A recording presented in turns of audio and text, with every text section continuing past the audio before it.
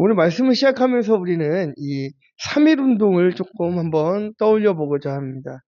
오늘 우리 학생들에게도 이제 물어봤죠. 3.1절이 무슨 날이냐? 저는 이제 다 알더라고요. 다행입니다. 요즘 밖에 나가보면은요, 3.1절이 무슨 날인지 모르는 학생들도 있습니다. 네. 실제 겪은 일이에요, 제가. 3.1절이 무슨 날이니? 라고 물어봤는데, 빨간 날이에요. 그러더라고요. 빨간 날? 3.1절은 몇 년도에 일어난 일이니? 적어도 우리가 그거는 외워야 되잖아요. 1919, 1919년. 이 민족의 역사가 잊혀지는 이유가 무엇입니까? 한 가지는 교육을 하지 않아서이고요. 한 가지는 더 이상 그것이 나의 일이 아니라고 생각하기 때문인 것입니다. 1919년 3월 1일 조선 땅에는 총과 칼이 아닌 양심과 폭력이 아닌 선언으로 총을 들지도 않았습니다. 칼을 들지도 않았습니다. 그러나 양심과 선언으로, 믿음으로 길거리에 나섰던 사람들이 있었습니다. 그들은 목숨을 걸고 독립을 외쳤죠. 그 중에 그 중심에 있었던 한 사람이 바로 유관순 열사입니다. 민족 대표 33명 중에 상당수는 예수를 믿는 사람들이었어요. 또 이 3.1 운동이 기획되었던 사실 그 앞에를 보면은요, 더 대단한 일들이 있어요. 이 감옥에서 선교사를 만나는 사건, 선교사를 만나서 나라를 재건해야 된다라는 소망을 얻고 그들이 힘을 얻고 독립을 위해 애썼던 것입니다. 바꿔 말하자면 이 나라의 독립은 하나님께서 이루어 주신 대한민국의 선물인 것이죠. 나라를 잃은 백성으로 어떻게 가만히 있을 수 있겠습니까? 라는 이 유관순 열사의 대답들이 귓가에 맴돕니다. 독립을 외쳤어요. 그런데 현실은 어디였습니까? 감옥이었습니다. 독립을 외쳤지만 현실은 감옥이었습니다. 자유를 외쳤지만 현실은 고통이었습니다. 우리는 여기서 한 가지 질문을 던질 수밖에 없습니다. 분명히 그들은 정의로운 선택을 했는데 왜 현실은 더 고통스러웠던 것일까? 아닙니까? 옳은 길을 갔는데 왜 형통의 길이 아니고 바른 것을 외쳤는데 왜 고통밖에 남지 않았는가? 이 질문은 3.1 운동의 질문이면서 동시에 오늘 본문에 나타난 아브라함의 질문이며 오늘을 살아가는 우리들의 질문이기도 합니다. 우리는 이 믿음의 조상 아브라함을 생각하면 좀 어떻습니까? 늘 담대하고 흔들림이 없고 하나님만 바라보는 사람, 이런 좀 이미지 아닙니까? 적어도 창세기 12장 전까지는 그랬던 사람으로 보입니다. 아브라함이 믿음이 좋아서 하나님 앞에 순종했고 부르심에 순종해서 가나안에 가서도 잘 살겠지라고 생각했어요. 그런데 오늘 본문은 그런 기대를 와르르 무너뜨렸습니다. 아브라함은 분명 하나님의 부르심에 순종을 했습니다. 가족과 고향을 떠났어요. 약속의 땅 가나안까지 왔습니다. 우리가 보기에는 너무나 큰 결단을 한 사람처럼 보이죠. 그런데 그 다음에 어떻습니까? 가나안에 도착한 다음에 도착하자마자 기근이 찾아왔습니다. 이 대목에서 우리는 질문을 하는 거예요. 하나님, 이게 맞습니까? 분명히 우리는 말씀대로 살았는데 순종했는데 왜 상황은 더 어려워지는 겁니까? 이게 아브라함의 질문만은 아니죠. 우리도 그런 질문을 하지 않습니까? 교회에 충성했고 말씀대로 살았는데 왜 나에게 이런 일들이 벌어질까? 말씀 붙들고 결혼했는데 너무 힘들고 신앙을 지키면서 직장 생활을 했는데 계속 손해만 보는 것 같고 교회를 섬기다 보니까 오히려 오해만 받고 상처만 받을 때가 너무나 많습니다. 그때 이런 생각을 하죠. 내가 왜 굳이 이 믿음의 선택을 했을까? 너무나 마음이 아플 때가 있습니다. 오늘 본문은 믿음 좋은 한 사람의 성공담이 아닙니다. 오늘 본문은 구원받은 사람이 얼마나 연약한 존재인지를 여실히 드러내는 말씀이에요. 그래서 이 말씀은 위로가 됩니다. 왜냐하면요, 아브라함이 너무 좀 비인간적으로 보일 때가 있어요. 어떻게 저런 믿음의 결단을 할까? 그런데 오늘 말씀을 보니까 위로가 돼요. 아브라함도 나랑 다르지 않은 한 사람이었구나. 그것에 굉장히 위로를 받았습니다. 또 한 가지는 그렇게 잘 믿는 사람도 넘어질 수 있구나. 거기서 한 번 더 위로를 받았습니다.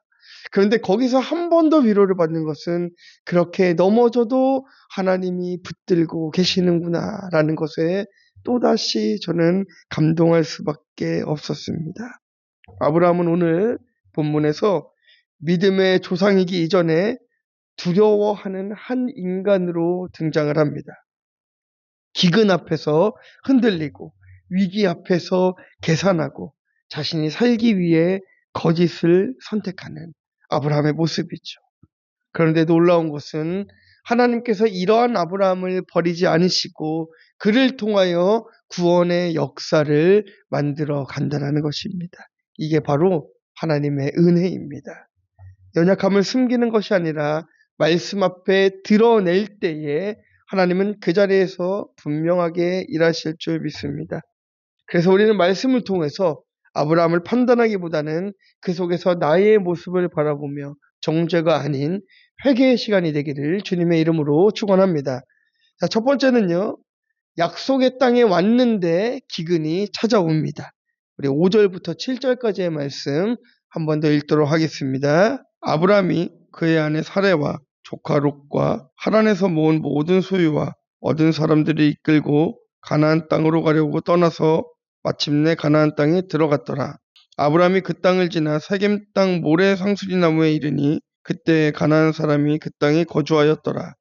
여호와께서 아브라함에게 나타나 이르시되 내가 이 땅을 내 자손에게 주리라 하신지라. 자기에게 나타나신 여호와께 그가 그곳에서 제단을 쌓고. 아멘. 아브라함이 어떤 사람입니까? 하나님 말씀에 순종한 사람입니다. 그래서 하나님이 떠나라고 했을 때에 다 버리고 떠났습니다. 그렇죠. 내가 내게 부여줄 그 땅으로 가라 하니까 아브라함이 말씀에 순종해서 그 땅으로 떠났단 말이에요. 그리고 갈 때에 어떤 이유도 하나님 앞에 묻지 않았습니다. 하나님 왜 가야 되는데요? 가면 뭐가 있는데요? 어떻게 가야 되는데요? 하나도 묻지 않고 그냥 하나님께서 가라 하실 때에 네 하고 순종하고 떠났습니다. 자, 이렇게 해서 이제 가나안에 도착을 했어요. 그러면 그때부터 뭐가 딱 펼쳐져야 됩니까? 형통해야 되잖아요. 여러분 그거 기대하는 거 아닙니까? 내가 말씀에 순종했고 하나님 뜻대로 살았으니까 이제 우리가 형통을 꿈꿔야 되는 거 아닙니까? 내가 잘 돼야 되잖아요. 네. 분명히 하나님 뜻대로 왔으니까 잘 돼야 되고 잘 먹어야 되고 잘 살아야 되는데 성경은 우리의 기대를 단 한 문장으로 무너뜨립니다. 그 땅에 기근이 들었더라. 아브라함이 순종해서 가나안까지 갔는데 가자마자 마주한 것은 무엇이었습니까? 기근이었던 거예요. 약속의 땅입니다. 가나안은. 하나님의 말씀에 순종해서 갔던 그 땅입니다. 그런데 갔더니 형통을 만난 것이 아니라 기근을 만났단 말이에요. 이 말은 설명도 없고 해석도 없고 위로도 없습니다. 그냥 사실만 던지는 거예요. 약속의 땅 플러스 기근. 이 조합이 너무 불편하지 않으십니까? 저는 조금 불편했습니다. 조금 억울했습니다. 이 정도 순종했으면 하나님께서 좀 복을 주셔야 되고 형통하게 해주셔야 되는데 어떻게 기근을 만나게 하실까? 길이 열려야 되지 않습니까? 우리가 여기서 붙잡아야 되는 사실이 한 가지가 있습니다. 이 기근은 아브라함의 불순종 때문에 나타난 사건이 아닙니다. 아니에요. 그렇다고 아브라함이 어떤 잘못을 해서 어떤 잘못된 선택을 해서 만난 결과도 아니었습니다. 그저 하나님 앞에 충성스럽게 순종하며 가나안까지 왔습니다. 하나님의 뜻 한가운데 아브라함이 서 있었단 말이에요. 그런데 그 한가운데서 가장 버티기 힘든 상황을 만나게 됩니다. 이게 바로 우리 신앙의 현실입니다. 우리가 종종 말하지요. 이 길은 하나님이 인도하신 길이 확실하다. 그런데 그 길에서 기근을 만난다면 여러분 어떠시겠습니까? 그때 우리는 얘기하겠죠. 내가 잘못 왔나? 정말 이 뜻이 맞는 것일까? 내가 잘못 들은 건 아닐까? 차라리 믿음의 선택이 아닌 다른 선택을 하는 게 옳지 않았을까? 라는 생각을 합니다. 앞에도 말씀드렸지만 말씀 붙들고 결혼했는데 결혼이 너무 힘든 거예요. 네. 너무 힘든 거예요. 제 주변에 그런 사람이 있어요. 너무 신실한 교회 안에서 너무 신실한 남자와 여자가 만나서 청년이 만나서 결혼을 했습니다. 이렇게 신실한 청년 둘이 만나서 결혼했으면 가정이 평화로워야 되잖아요. 안 그렇습니까? 너무나 믿음의 사람들끼리 만났으니까요. 웬걸요? 만나자마자 주먹만 왔다 갔다 하지 않았을 뿐이지. 말로 치고받고 싸우고 난리도 아닙니다. 네, 난리도 아니에요. 할머니가 보시고 그랬대요. 그 할머니를 모시고 사는데도 세상에 그렇게 큰 소리로 싸운답니다. 그 할머니가 나와가지고 문 열고 딱 그랬답니다. 6.25 때 난리도 아니라고 그랬대요. 전쟁도 이런 전쟁이 없다고 했답니다. 왜 그렇습니까? 네. 믿음으로 결혼했고 믿음의 사람을 만났는데도 그 앞에 닥쳐오는 것은 다툼이었습니다. 믿음을 지키며 직장 생활을 했어요. 새벽 예배도 드렸습니다. 11조도 다 했습니다. 그런데 내 현실은 너무나 어려워요.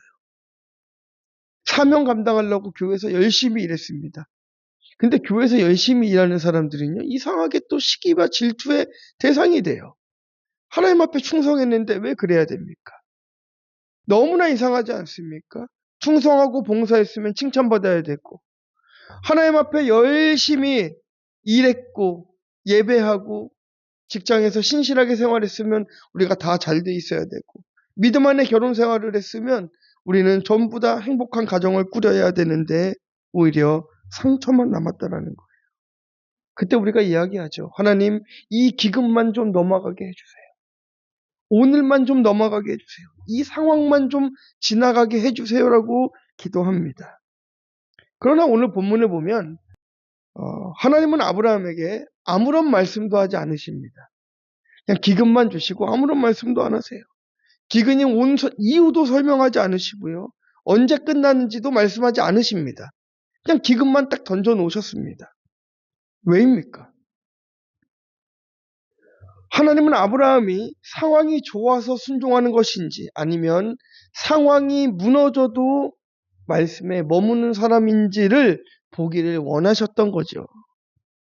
기근은 아브라함의 믿음을 없애는 사건이 아니라 아브라함의 믿음의 실체를 드러내는 자리였던 것입니다. 바로 그거예요. 그 중요한 사실이 있습니다. 기근이 들었어도 하나님은 여전히 어디에 계셨습니까? 가나안에 계신 거예요.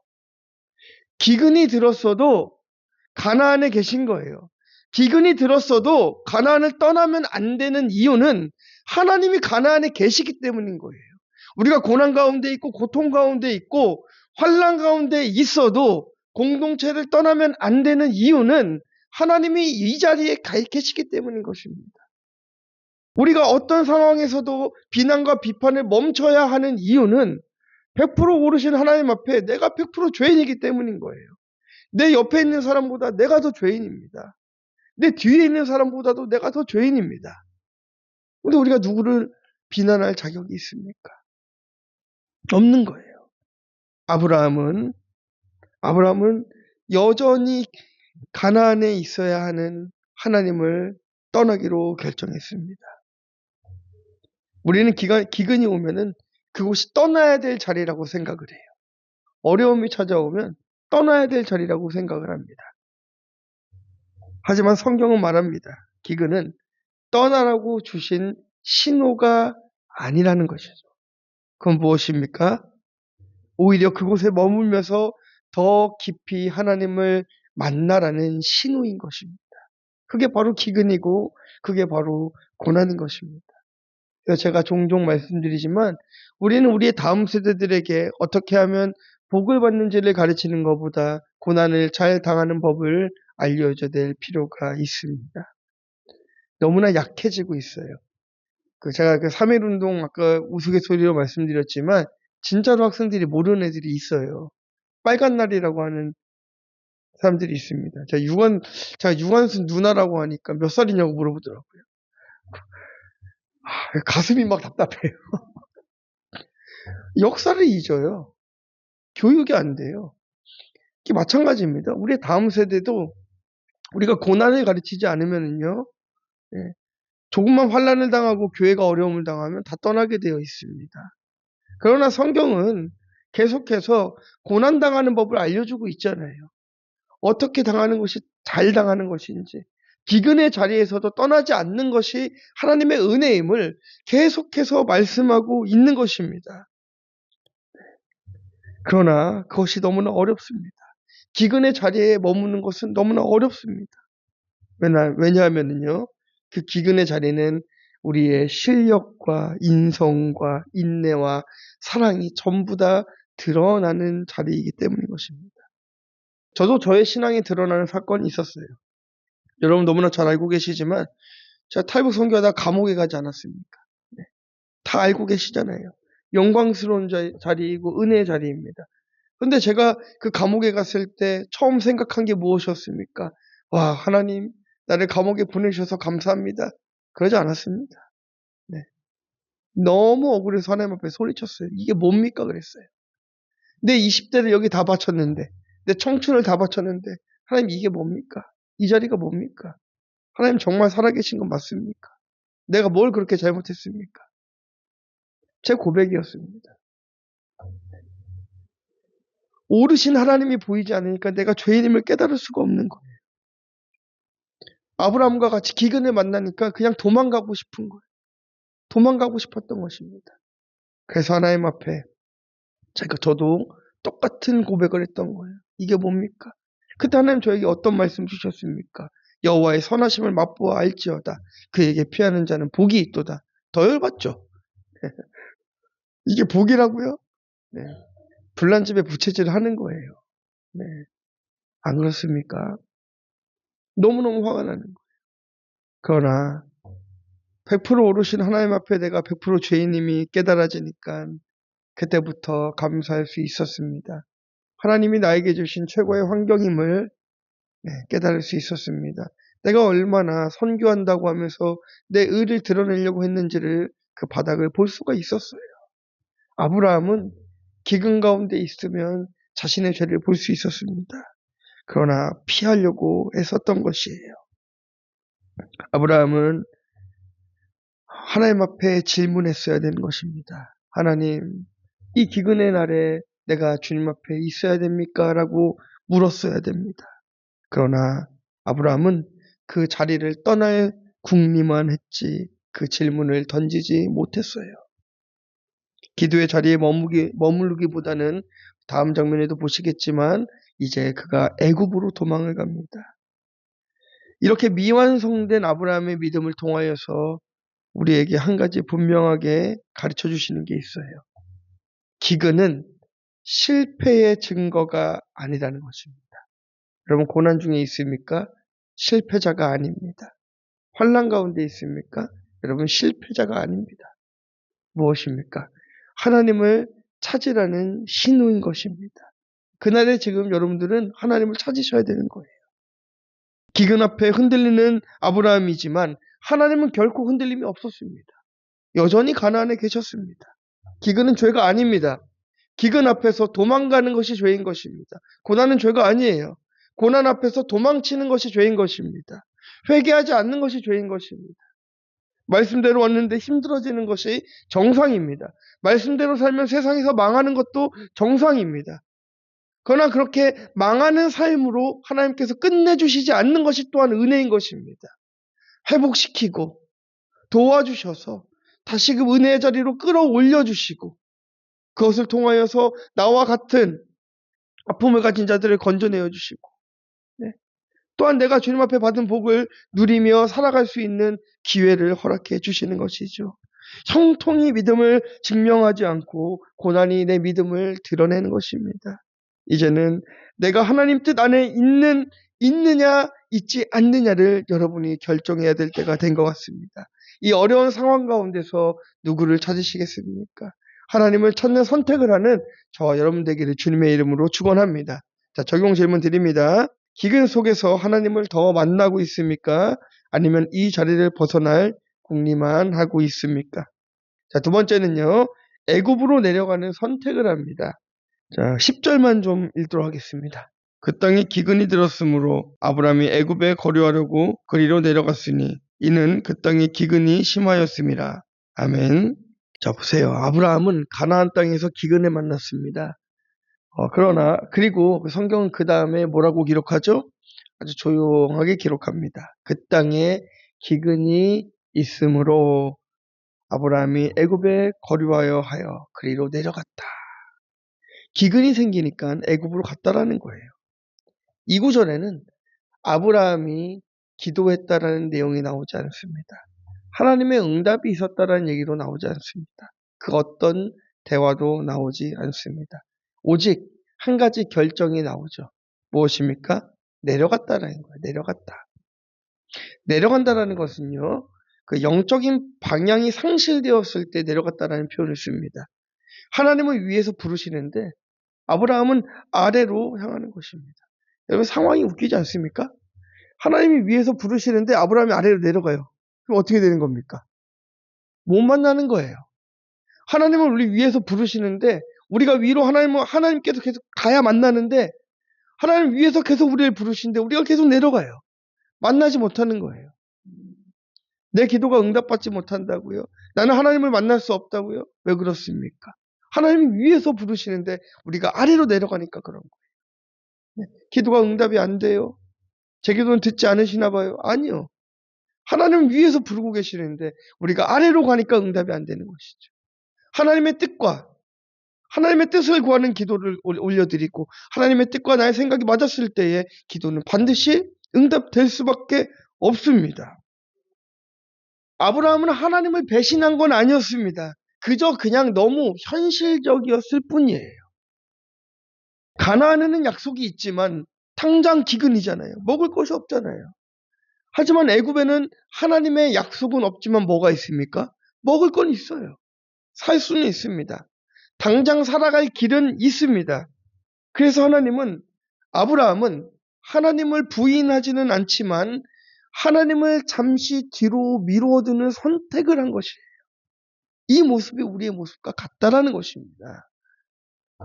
우리가 이야기하지 않습니까? 내가 하나님을 안 만나겠다라는 게 아닙니다. 안 믿겠다라는 게 아닙니다. 이번 일만 좀 현실적으로 처리할게요라고 하지 않습니까? 이건 기도로만 해결되는 문제는 아니지 않습니까? 라고 대답하지 않습니까? 그래서 내가 해야 될 일, 하나님이 해야 될 일을 나눠놓고 내가 해야 될 일을 위해서는 하나님을 찾지 않아요. 기도하지 않습니다. 구하지 않습니다. 아브라함도 그랬던 것이에요. 영원히 애굽에 살겠다는 게 아닙니다. 이 기근이 지나갈 동안만 잠깐만 거기 있을게요라고 했던 거예요. 문제가 무엇입니까? 잠시가 문제예요. 신앙은 늘 잠시 내려가는 선택을 해서 자꾸만 무너지는 것입니다. 성경에서 가장 위험한 순간은요. 큰 죄를 짓는 순간이 아니에요. 하나님께 묻지 않고 스스로를 판단할 때 그것이 가장 위험한 순간인 것입니다. 아브라함이 제단을 쌓았어요. 제단을 쌓았던 사람입니다. 그러나 기근 앞에서는 제단으로 가지 않고 애굽으로 갑니다. 어때요? 저와 여러분들의 모습 아닙니까? 좋을 때는 우리가 예배드립니다. 하나님께서 축복해 주시고 뭔가 생기고 막 그러면은 교회에 나와서 할렐루야 하면서 박수치며 찬양하고 두 손 들고 찬양하고 간이라도 다 빼줄 것처럼 하나님 앞에 막 기도하죠. 그런데 고난이 찾아오고 내가 이해하지 못하는 일들을 만나면 제단으로 예배의 자리로 찾아오지 않고 내가 어떻게든 해결해 보겠다고 밖으로 나가는 우리의 모습과 아브라함은 너무나 닮았던 것입니다. 하나님께 묻지 않는 선택은 가장 악수인 것이에요. 가장 악수인 것입니다. 애굽은 성경에서 단순히 나쁜 곳이 아닙니다. 그건 무엇입니까? 애굽은요, 편리한 곳이죠. 편리한 곳. 사람도 많고 자원도 많습니다. 먹고 사는 문제가 당장 해결될 수 있는 시스템이 갖춰진 곳입니다. 그래서 애굽인들 우리에게 이렇게 속삭이죠. 이번 한 번만. 이 정도는 괜찮잖아요. 다들 이렇게 살아. 이렇게 얘기합니다. 그러나 성경은 애굽을 이렇게 말합니다. 문제를 해결해 주는 것이 아니라 문제를 키우는 것이다. 또한 하나님 없이도 살 수 있을 것만 같은 착각을 불러일으키는 것이 바로 애굽이다라고 이야기하는 것입니다. 아브라함이 지금 죄를 지었습니까? 아직 아무런 죄도 짓지 않았습니다. 그리고 아직 거짓말도 하지 않았습니다. 아직 아내 사례를 누이라 부르게 하지도 않았습니다. 그러나 이미 한 가지는 시작되었어요. 그게 무엇입니까? 두려움이 시작됐어요. 두려움. 하나님의 약속하신 자리를 떠나면 우리는 저절로 생기는 것이 두려움입니다. 열등감입니다. 거기서부터 내 죄가 자꾸 시작되는 거예요. 네. 이제는 내가 계산해야지. 이제는 내가 나를 보호해야지.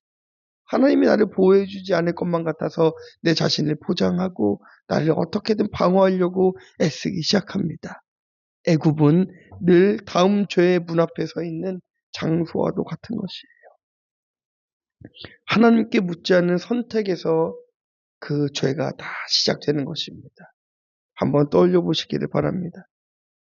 저도 그랬던 것 같습니다. 사역을 하면서 여러분 사역이라는 것이 전부 선한 것 아닙니까? 하나님의 일이잖아요. 네? 아닌가요? 저도 그런 줄 알았어요. 사역은 다 선한 거라고 생각했습니다. 그래서 그 선한 사역을 하겠다고 애썼습니다. 그런데요, 그 결과가 처참할 때가 있어요. 분명히 하나님의 뜻이라고 생각하고 했는데 영혼이 떠나고요. 사람이 상처를 받고요. 이런 일이 있습니다. 왜입니까? 내가 잘할 수 있는 일이니까 하나님 앞에 묻지 않는 거예요. 네. 그 가수 소양 씨가 있잖아요. 얼마 전에 한 축제에서 노래를 불렀는데 라이브였습니다. 굉장히 알아주는 가수예요. 세계적으로 알아주는 가수입니다. 근데 그 라이브에서 엄청 소위 말하는 말아먹었습니다. 그러고 나서 많은 사람들의 비난을 받았을 때 그 가수가 그 얘기를 했습니다. 하나님을 위해서 내 목소리를 사용하지 않을 때 내 실력이 드러날 수밖에 없음을 고백한다고 그랬어요. 감동적이었어요. 왜냐하면 그 가수는 원래 음치였다고 그랬거든요. 하나님께서 그를 음악을 할 수 있는 힘을 주셨는데 나에게 음악을 할 수 있는 그분을 의지하지 않고 자신이 세상의 음악에 취해 갔을 때 하나님께서 다시 돌이키라고 나에게 이런 아픔을 주셨다라고 이야기했습니다. 우리가 기억해야 되는 것은 바로 그것입니다. 죄는 큰 결단에서 시작되는 것이 아니라 하나님께 묻지 않는 선택에서 시작된다는 것을 깨닫기를 주님의 이름으로 축원합니다. 우리가 선하다라고 생각하는 일 또한 죄가 될 수 있음을 기억해야 되고 그것이 애굽의 선택이 될 수 있음을 여러분 반드시 기억하는 저와 여러분 되시기를 주님의 이름으로 축원합니다. 적용 질문 드립니다. 현실적이라는 말로 하나님 없이도 가능한 선택을 합리화하고 있지는 않습니까? 마지막 세 번째는요. 거짓을 선택할 때 가장 가까운 관계가 무너집니다. 자, 우리 13절만 보도록 하겠습니다. 원하건대 그대는 나의 누이라 하라. 그러면 내가 그대로 말미암아 안전하고 내 목숨이 그대로 말미암아 보존되리라 하니라. 아멘. 자, 우리 한번 생각해 볼까요? 지금 아브라함이 애굽에 이미 갔습니까? 가고 있잖아요. 그런데 가기 전에 아내를 누이라 부르라고 합니다. 아직 일어나지 않은 사건이에요. 그 아브라함의 상상 속에서 일어나고 있는 사건입니다. 위험을 상상하면서 먼저 거짓을 준비하고 있어요. 그게 바로 아브라함의 죄성이었습니다. 두려움은 늘 그렇게 작동하는 거예요. 우리가 두렵기 시작할 때 일어나지 않는 일들을 상상해냅니다. 마치 그것이 현실인 것처럼 착각합니다. 일어나지 않을 일을 미리 당한 것처럼 생각하게 만들고 아직 오지 않을 위기를 이미 당한 현실인 것처럼 느끼게 하는 것이에요. 그게 바로 아브라함을 괴롭히는 두려움이었단 말이에요. 우리의 현실도 그렇다라는 거죠. 두려운 현실이 내 안에 벌어지면 당장 죽을 것만 같은 거예요. 그러니까 내 안에서 나를 방어하기 위해서 온갖 거짓을 계속 만들어냅니다. 만들어내는 거예요.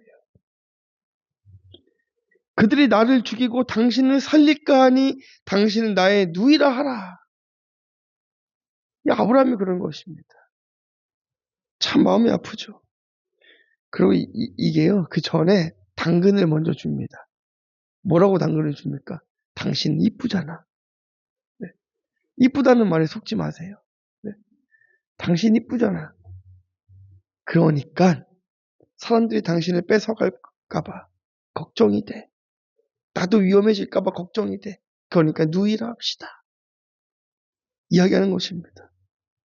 그 남자들이 이쁘다는 말에 속아서 결혼하신 분들 얼마나 많습니까? 행복하게 해줄게 해서 결혼했는데 손에 뭐 물 한 방울 안 묻히게 해줄게. 새빨간 거짓말이죠. 안 됩니다. 불가능합니다. 그런 가능하지 않는 사람의 말에 휩쓸리는 것이 아니라 우리 하나님을 의지하는 것이 가장 안전한 길임을 깨달으시기를 주님의 이름으로 축원합니다. 자기를 살리기 위해서 거짓을 말했을 때에 가장 가까운 관계를 깨트립니다. 누이라 하라 했을 때 사라가 뭐라고 대답합니까? 대답하지 않습니다. 침묵합니다. 그 남자들이 결혼하고 제일 무서울 때가 언제입니까? 여자들이 말을 안 할 때입니다. 침묵할 때 무섭습니다. 네. 막 얘기하는 거는 오히려 덜 화났다는 거죠. 말을 안 하면 더 무섭죠. 아브라함이 누이라 하라 하는데 사라가 대답을 하지 않아요. 대답을 하지 않습니다. 그 침묵이 오히려 그 관계가 얼마나 멀어지는지를 저희에게 잘 보여주는 것입니다. 아브라함의 생존은 사례의 존엄보다 더 중요하게 여겨졌습니다. 우리는 살기 위해 진실을 숨기고 갈등이 무서워서 말을 바꾸고 손해보기 싫어서 내 책임을 미루면서 살아가지 않습니까? 그게 저와 여러분들의 모습이 아닙니까? 어쩔 수 없었어. 그때는 그랬어. 나도 살고 봐야 되지 않겠나라고 말하면서 피하고 있지는 않습니까? 하지만 성경은 분명히 말합니다. 죄는 어쩔 수 없음이라는 옷을 입고 찾아온다고 이야기합니다. 그래서 저는 그거를 우리끼리 이렇게 얘기해요. 척하는 죄라고 해요. 척하는 죄. 아닌 척하는 죄. 기분 안 나쁜 척. 나는 괜찮은 척. 멋있는 척. 네. 그 자존감이 낮은 사람일수록 있는 척. 네. 척하는 죄에 빠질 수밖에 없는 것입니다. 하나님은 아브라함의 연약함보다 자기 약속에 더 신실하신 분이십니다. 기근 가운데 머문다 할지라도 하나님께서는 아브라함을 반드시 책임져 주시는 분이신 거예요.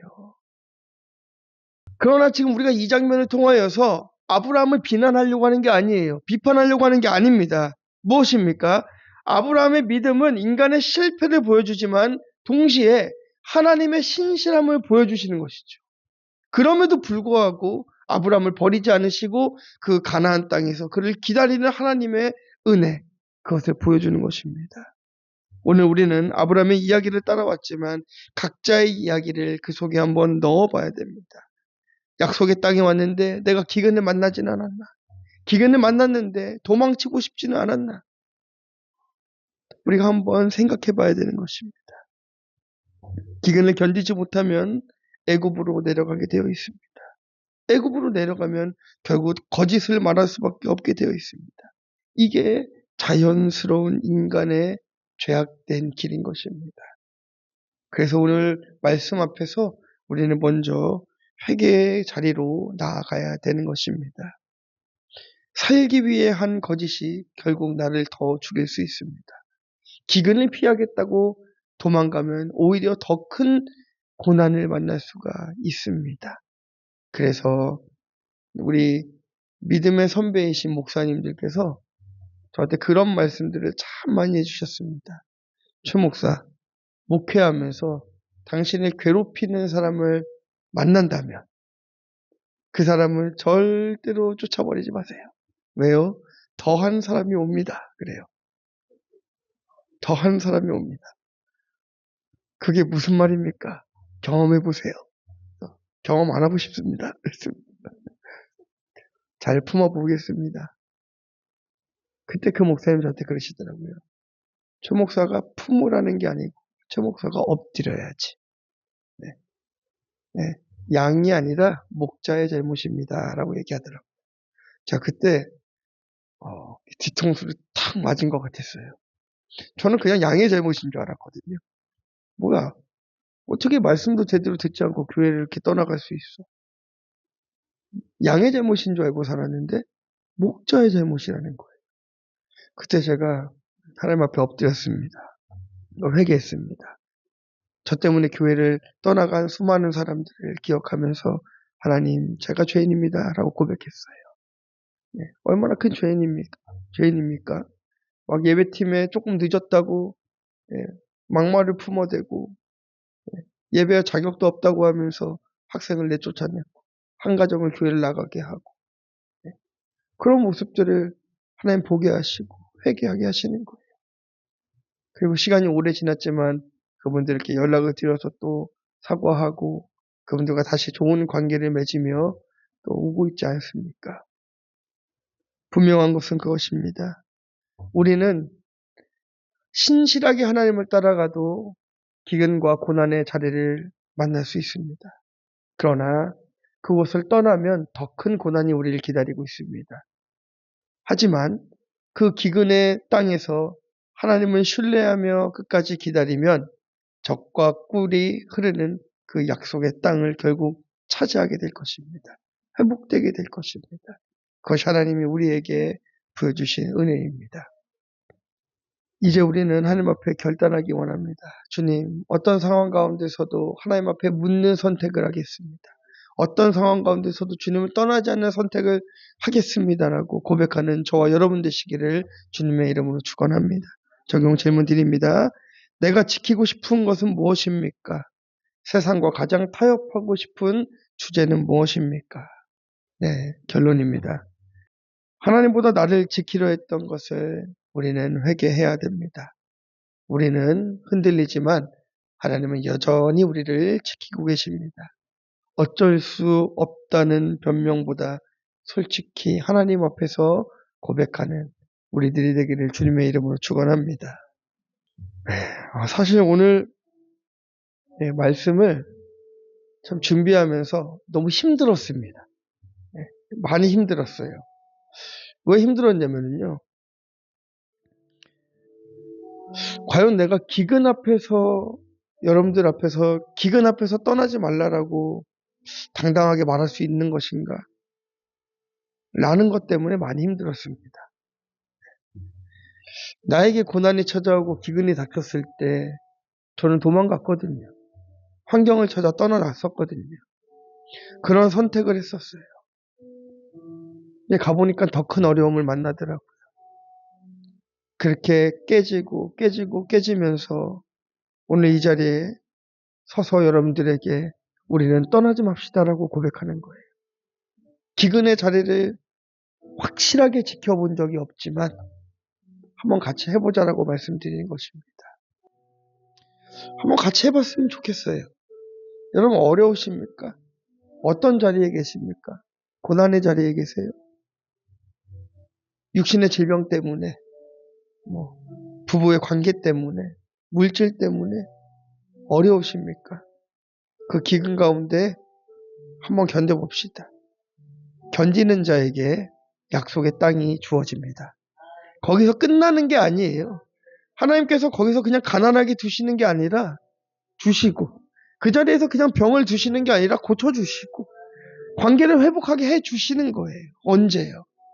기근의 땅에서 끝까지 기다릴 때 회복시켜 주십니다. 우리는 그 회복의 날을 기대하고 고대하며 주님 앞에 나아갔으면 좋겠습니다. 우리 한번 같이 통성으로 기도하도록 하겠습니다. 하나님,